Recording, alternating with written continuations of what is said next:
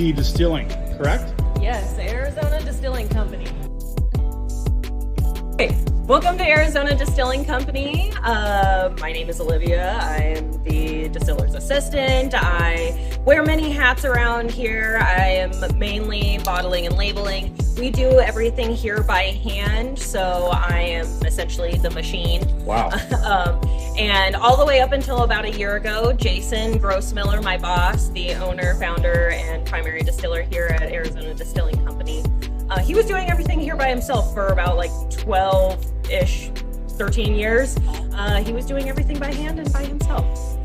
Like I said, this is our second location. We do have a first location in Tempe, Arizona.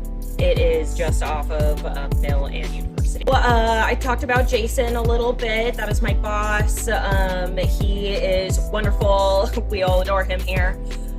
He started out as a blackjack dealer and decided that he was looking for a career change.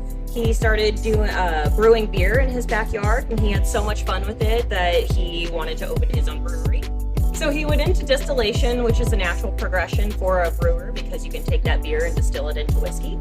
So he started to do that in his backyard a little bit, fell in love with it, and then decided to apply to 2 different internships, one in Spokane, Washington, and one in Las Vegas, Nevada. And then he had so much fun with it that he came home and he told his wife, I want to cash out my 401k and open a distillery. So the first step in the process is we're going to crush the grains, and this is our hammer mill.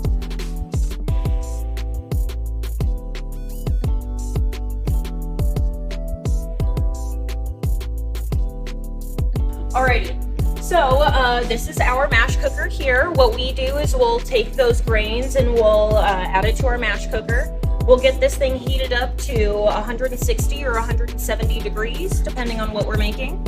Something with a smaller kernel like wheat is going to take 160 degrees, and then something with a larger kernel like corn is going to take 170 degrees.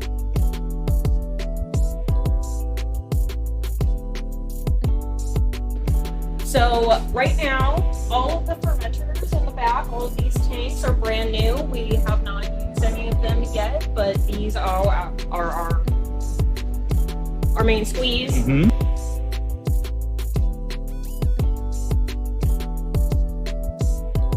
So let's see, the open top just allows, I think they say that it tends some more terroir in the air, that wild yeast. So we'll have the mash sit in the tanks for about 3 to 5 days, depending on weather conditions.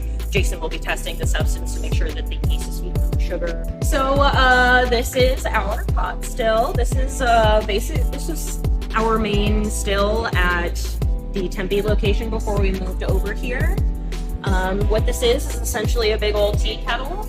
And like I said, that is a 900-gallon tank, and this is a 300-gallon tank, so we have to do everything 300 gallons at a time.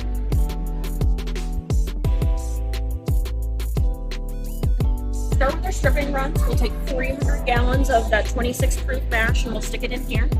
We'll get this thing heated up to 200 degrees down at the bottom, and then alcohol turns into a vapor at 174 degrees. It gets collected in this copper helmet here, goes up through that pipe, and right where this clamp is, from here down, this is what's called a shotgun condenser. We take the bottom off here so that way you guys can see it. So if you guys want to step up and take a look here, it's called a shotgun condenser because the bottom is supposed to look like shotgun glass. Go take a look. Down here at the bottom. We take the parrot off so that way you guys can see that shotgun condenser during this tour, but this is usually clamped on here. And when the alcohol comes out, the liquid falls into here, comes up, and comes out here, where we have I have to be careful with it because it's very, very gentle, but it's just a hydrometer. It's a density meter. Alcohol is lighter than water, so the amount of alcohol that's in the substance will either push it up or down, and that's how we tell what proof it is. So whiskeys are grain-based. What kind of whiskey it is determined by the mash build. It's either 51% or more of whatever is in the mash. So for rye, it has to be 51% or more rye in the mash. For bourbon, like you said, it has to be 51% or more corn in the mash. Bourbon has other restrictions, though. It is the specialty. It's America's drink. Jason says it's the granddaddy of them all.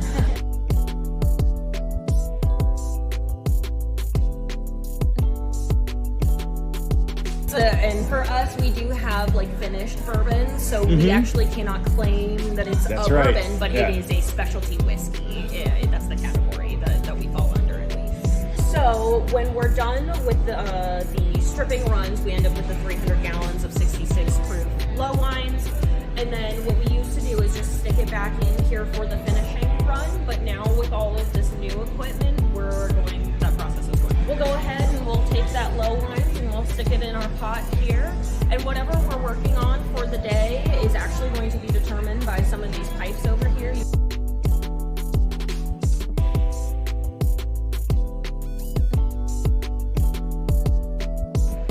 So over here we have this stainless steel vessel, and this is actually for botanicals and different flavorings. So I mentioned earlier that Jason's interested in doing a spicy vodka. We could take like peppers and put them in a big old bag, and right where that seam is at the I would say like quarter-way point. Midway through. So there's a perforated plate just right there. We stick the bag of whatever we want to flavor it with in the bag, and as the vapors travel through there, it's called vapor infusion. It collects the essential oils from whatever you're using in that bag. Cool. So if we're using peppers, it's going to take the essential oils from the peppers and it'll travel through.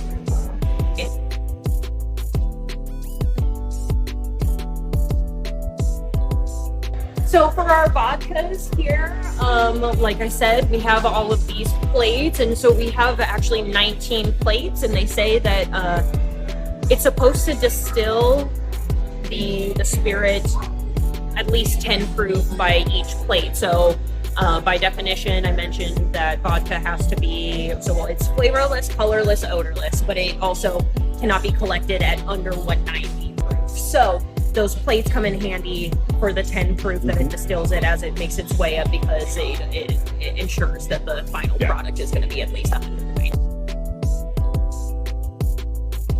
So if you drive from here to Las Vegas, which is where Jason had one of his internships at Las Vegas Distillery, he was driving through a town called Wickenburg, which is a small town that's got a lot of very small businesses. During his commute, every time he noticed this one-room building on the side of the road. It just has a big hand-painted sign in the window that says bottles, and he's passed it all the time. Years later, after he started Arizona Distilling Company, we did have stock bottles, and he was looking for something more custom. He remembered this bottle shop that he passed by many times. So he decided to take a trip back. He goes there and he finds that on any given day, nobody mans the shop, but there's a little sign on the door that says ring the bell. There's literally a string tied to a bell outside this lady's house that's 50 feet up on the hill. She's like mid-80s. You ring the bell, she hears the bell, she gets out, gets in her cute little car, she drives down, she meets you to let you into the room. And all of the bottles in her shop were bottles that she dug up from old mining camps throughout her life. So, wow, that's really cool. Story. Yeah. So Jason wanted to find like a bottle that you could see a cowboy just walking down Tombstone, just drinking right out of the bottle. The original one was brown, and he purchased it and sent it down to a company in Guadalajara, Mexico, and they made a mold with our logo on the shoulder, so we have Arizona Distilling Company on it. That is a nice touch. Our logo. Nice that's touch. Yeah, totally. So you don't see the mold usually, or the logo itself. Yeah, it's so cool. Whenever you're done with the bottle is when it's most prominent. But we also like the bubbles and imperfections of like a Patron bottle, so we have a similar effect, which makes all of our bottles unique. If you take a look at both of these here, you'll see that the bottoms are entirely different. Yeah. The shapes, which makes it harder to label, but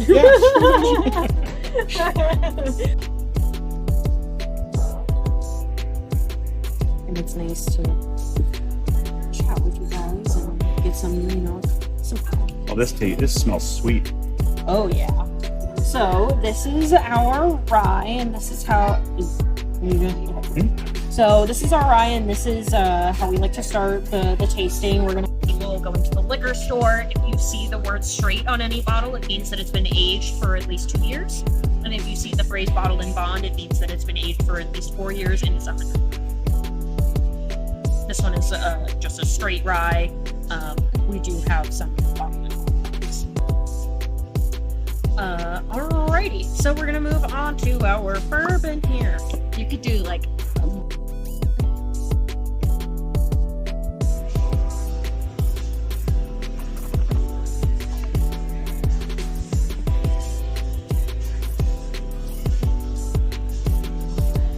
That's real smooth. That's real smooth. A nice favorite. Our rye is our favorite for sure. You know, and I don't get it because ryes are typically higher proof, but I know. Alrighty, so we're gonna move on to our bourbon. Yeah, thank you. Cheers.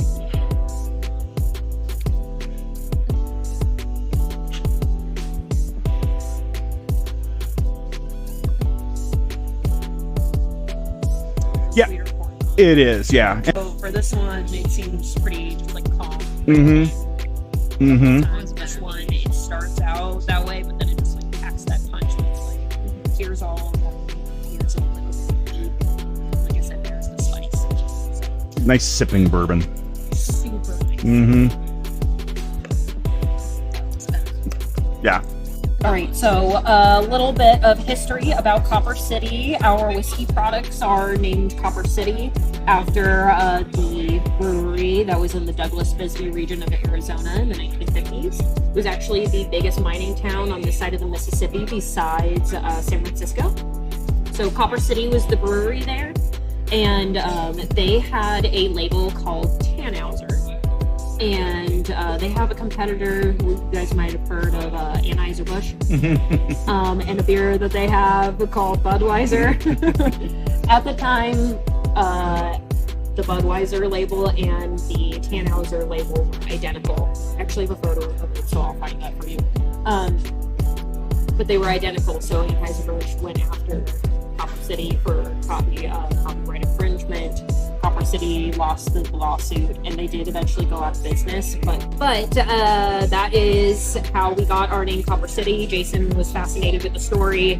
He wanted to actually make a connection back to the old brewery. So what he was doing in our very first facility, it was actually an old welding facility, so it had no air conditioning. But what he was doing was cutting pieces of pine, wrapping it around the neck of the bottle, tipping it upside down and dipping it in copper wax, and he had it sent out in, I believe, June of that year, and by October he achieved his goal and received our cease and desist from Maker's Mark.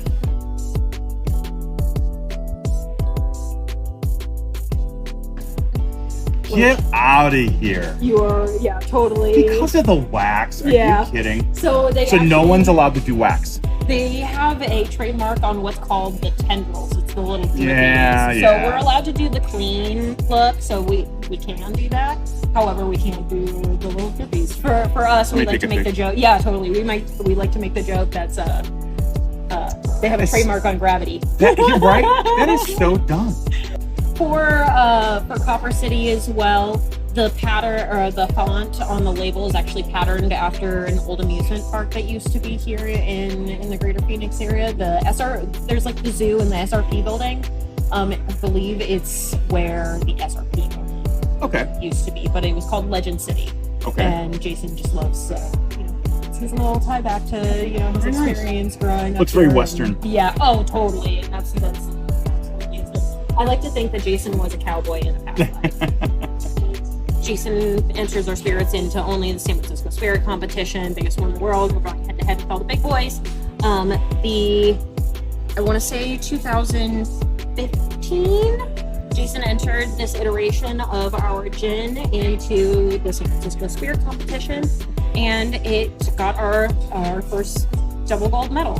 And do you know what double gold means? Yes, I do. So you have to have all 40 judges agree that it's a gold medal winning spirit in order for it to be considered double gold. If you get 39 people to say it's a gold spirit, that you get gold out of majority.